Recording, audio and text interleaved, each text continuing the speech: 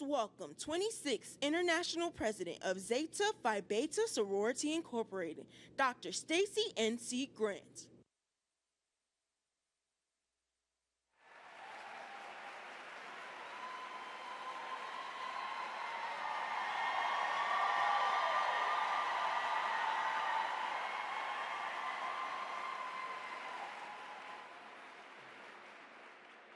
My name is Dr. Stacy N.C. Grant, and I am the International President and CEO of Zeta Phi Beta Sorority Incorporated. We are a 104-year-old service organization founded on the campus of Howard University, January 16, 1920. Our founders were young college co-eds who were bold enough to speak out against the societal ills of that time and advocate for equity and opportunity for our communities. In 2024, we are carrying that vision forward as we embrace the extraordinary power of she, advocating for social justice, health justice, and economic justice in over 900 chapters globally. As a nonpartisan organization, we educate and mobilize our members, as well as the communities we serve, on issues that affect their access to equity, safety, and growth. Members exercise their individual right to make both personal and political choices. Today, we will get to hear from the sitting Vice President of the United States on how this administration is addressing the issues that matter most to us, like affordable health care, Black maternal health, small business opportunities. Our Vice President is a proud member of the Divine Nine family as a sister of Alpha Kappa Alpha Sorority Incorporated. And all 9 of our organizations stand in unity with an unprecedented outreach for voter registration, education, and mobilization to get coordinated efforts to get out the vote. We are stronger together. Since its inception, Zeta Phi Beta Sorority Incorporated has chronicled a number of firsts. We were the first Black Greek sorority to charter a chapter in Africa in 1948, to form adult and youth auxiliary groups, to centralize its operations in a national headquarters, and be constitutionally bound to a fraternity, Phi Beta Sigma Fraternity Incorporated. And after today, Zeta Phi Beta Sorority Incorporated will be the first D9 Black Greek lettered organization to host the first Black woman presidential nominee. My first opportunity to meet and start building a relationship with Vice President Kamala Harris confirmed what I observed as I watched her from afar. She is a leader that is thoughtful. She is a woman who is strong, brilliant, and compassionate. Her love for this country is unmatched, and her faith guides her actions. She is truly America's #1 lady and my dear friend. And now it is my honor to introduce the first woman to be elected Vice President of the United States, Kamala Harris.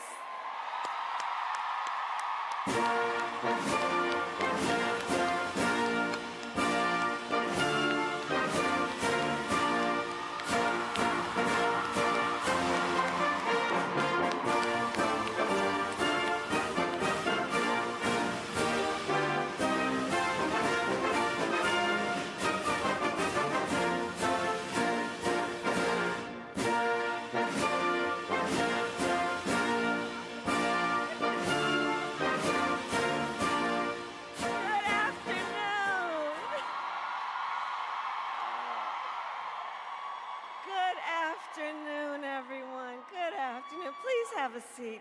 Good afternoon. I was just saying to your most glorious president, Stacy N.C. Grant, she and I talked about this visit months ago, sitting together having a meeting in the Oval Office. And she invited me then to attend today. And I just want to, if I can, I just want to thank you in front of all of the sisters who are here.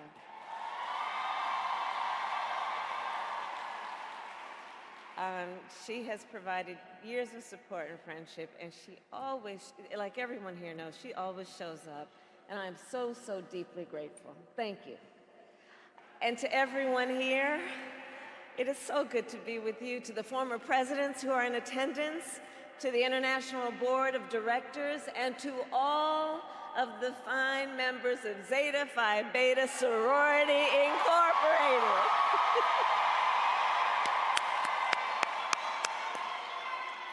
It is my great, great honor to be with you today. And I love you back. And also, on Air Force Two, joining me is Congresswoman Sidney Kamlager-Dove. And I know here is also our dearest Mrs. Opal Lee, the grandmother of Juneteenth. Oh, she goes right there. And to all of the distinguished ladies, I thank you so very much for this warm welcome. And I will begin by saying a few words about our President Joe Biden. So tonight, yes, thank you, yes.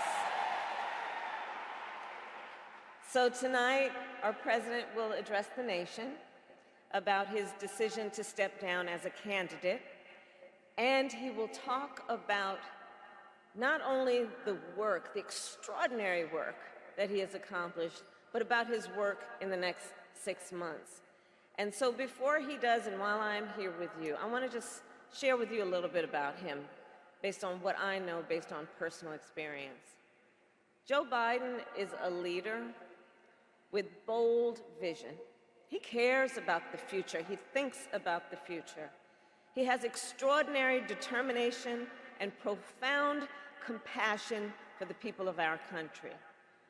And I say that because I know that we are all deeply, deeply grateful for his service to our nation.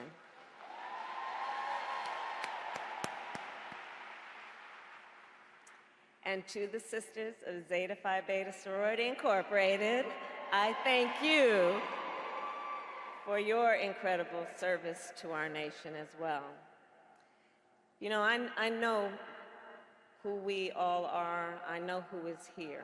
And I know, therefore, that we share a vision for the future of our nation, a future where every person has the opportunity not just to get by, but to get ahead, a future of social justice, health justice, economic justice, just as you have laid out in this year's theme. Ours is a vision of a future in which we realize the promise of America. And I deeply believe in the promise of America, a promise of freedom, opportunity, and justice, not for some, but for all. And for generations, the finer women of Zeta Phi Beta Sorority Incorporated have fought to build that brighter future. During the Civil Rights Movement, you marched for voting rights, economic justice, and an end to segregation. For more than 50 years, you have worked with the March of Dimes to lift up the urgent issue of maternal health. And from the 1980s, you inaugurated Zeta Days. And I will tell you, when I was a United States Senator, I would see this group of powerful leaders walking through the halls of Congress in white and blue. And I always knew I was looking at some of the most powerful advocates for justice in America. Truly.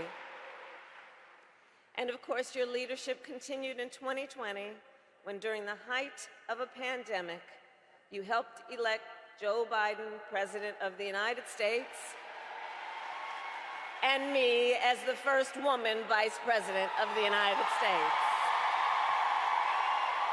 And I thank you. And now, in this moment, our nation needs your leadership once again. In this moment, I believe we face a choice between two different visions for our nation. One focused on the future, the other focused on the past. And with your support, I am fighting for our nation's future. And let us be clear about what that future looks like. I know the leaders in this room, and I know the future we believe in and we fight for. We here believe in a future where, for example, everyone has affordable health care, which is why our administration capped the cost of insulin for our seniors at $35 a month. We believe in a future where no child has to grow up in poverty, which is why I helped pass the child tax credit, which cut child poverty in half and cut Black child poverty even more. We believe in a future where the economy works for working people. That is why we forgave student loan debt for more than 5 million Americans. And if you or anyone you know benefited from that, please testify.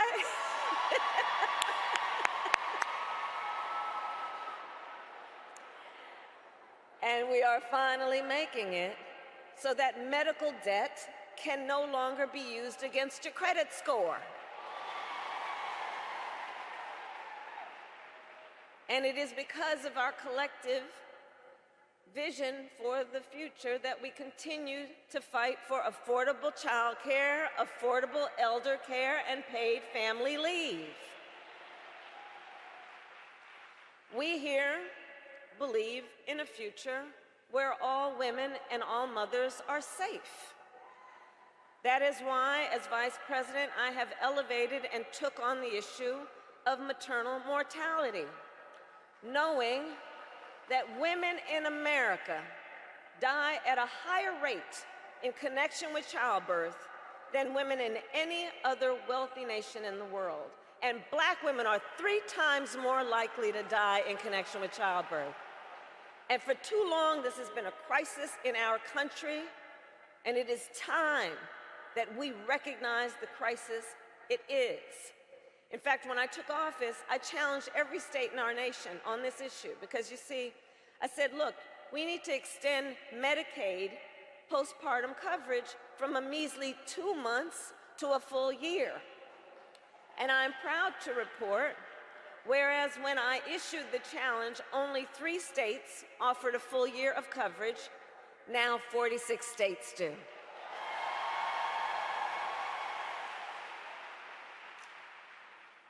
So I say, as we work to build a brighter future and to move our nation forward, we must also recognize there are those who are trying to take us backward. You may have seen their agenda. Part of it is called Project 2025. Now, can you believe they put that in writing? 900 pages of it. Project 2025. A plan to return America to a dark past. They intend to cut Medicare, to repeal our $35 cap on insulin, to eliminate the Department of Education, to end programs like Head Start, which would take away preschool for hundreds of thousands of children in our communities. Let's be clear. This represents an outright attack on our children, our families, and our future. These extremists want to take us back, but we are not going back. We are not going back. Ours is a fight for the future, and ours is a fight for freedom.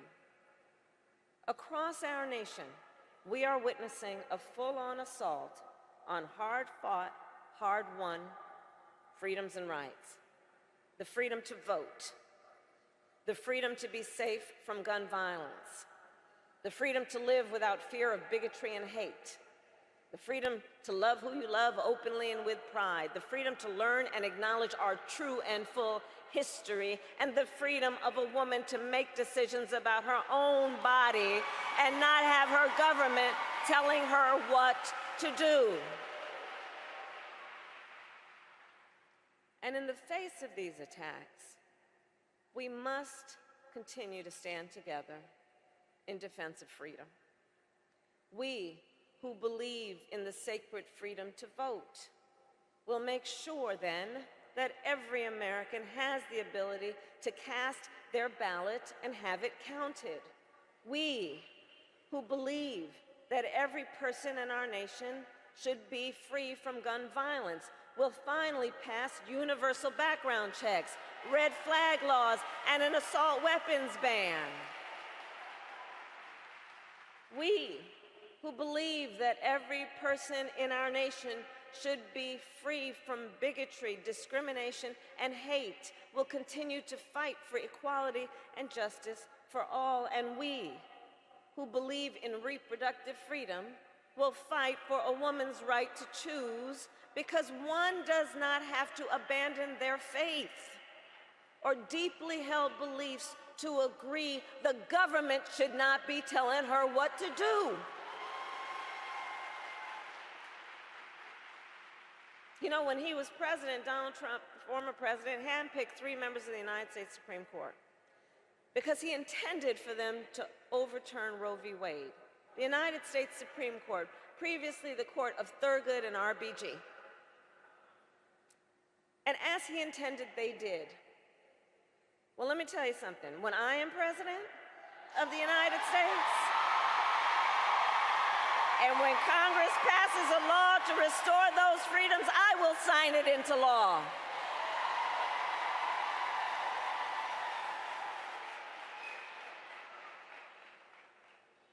We are not playing around. So in conclusion, to the incredible members of Zeta Phi Beta Sorority Incorporated, I say, there is so much at stake in this moment. There's so much at stake. And again, then, in this moment, our nation, as it always has, is counting on you to energize, to organize, and to mobilize, to register folks to vote, to get them to the polls, and to continue to fight for the future our nation and her people deserve. And we know when we organize, mountains move. When we mobilize, nations change. And when we vote, we make history. So let us continue to fight with optimism, with faith, and with hope, because when we fight, we win. God bless you, and God bless the United States of America. God bless you. Thank you.